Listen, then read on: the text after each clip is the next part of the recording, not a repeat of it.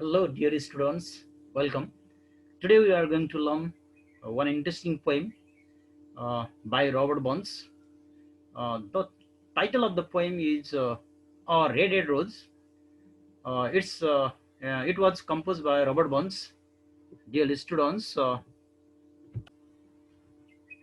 well, uh, we are going to deal on that poem by Robert Burns.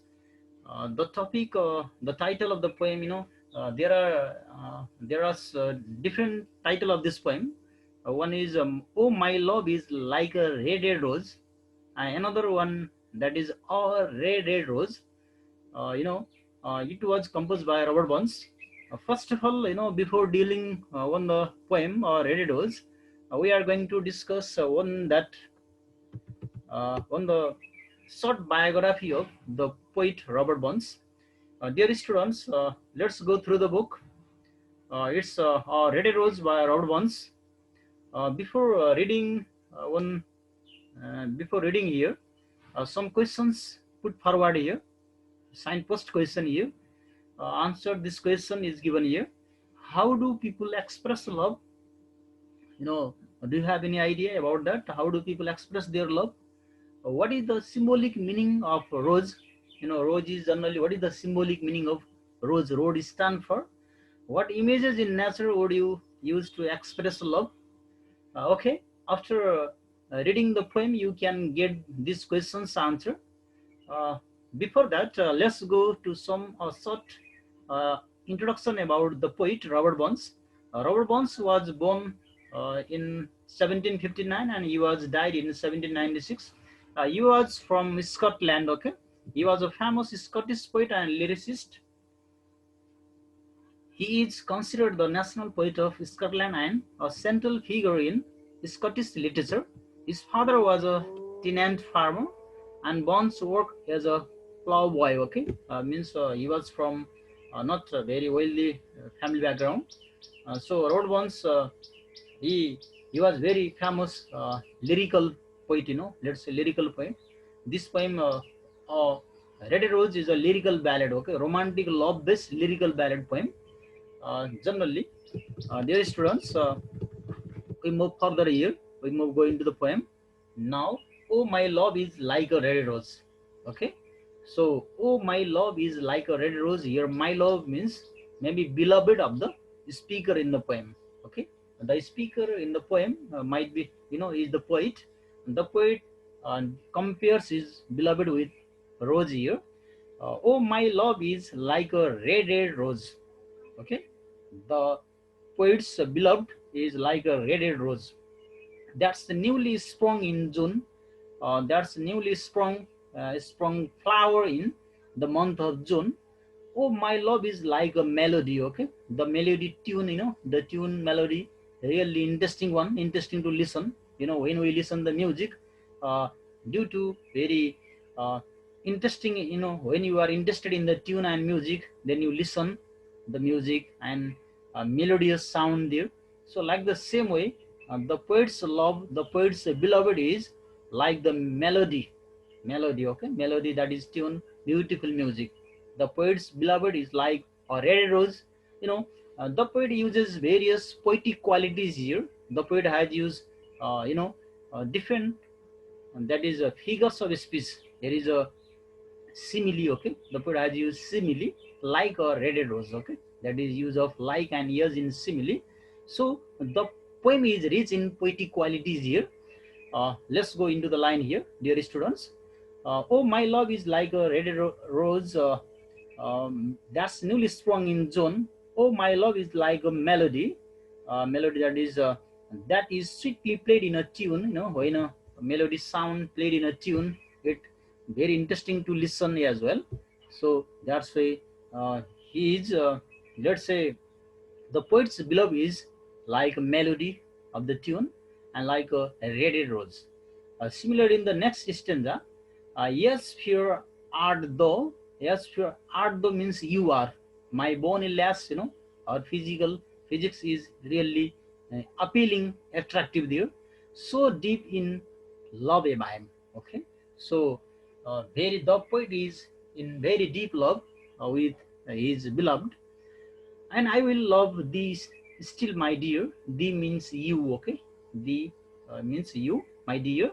Dear means beloved.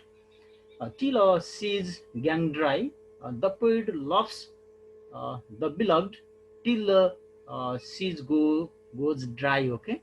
Dry due to the heat of the sun, okay? Till seas gang dry, my dear, and the rocks melt with the sun, okay? The poet loves the beloved till the sun uh, till the sun makes the sea dry and till the sun makes the rock melted there. So means the poet has very deep love to his beloved. It shows that similarly, dear students, and the rock will melt will the sun, and I will love thee still, my dear, until and unless the sun, uh, the light of the sun, the heat of the sun melt the rock, the heat of the sun dry the whole sea, okay? You know, till that time the poet loves to his beloved, means deep love to his beloved here. It shows that, dear students, look at further. And I will love thee still, my dear, while the sands of life shall run, over life shall run here, and fear thee well, my only love, and fear thee well a while, and I will come again, my love, though it were 10,000 mile. It means beloved. You know, if she moves very far, 10,000 miles, the poet will go there because of his deep love to his beloved. So this poem shows a deep compassion of love to the beloved one, to the nearest and dearest person. The poet has composed this poem on his deep love to his beloved. We can see that. Dear student, are you getting me?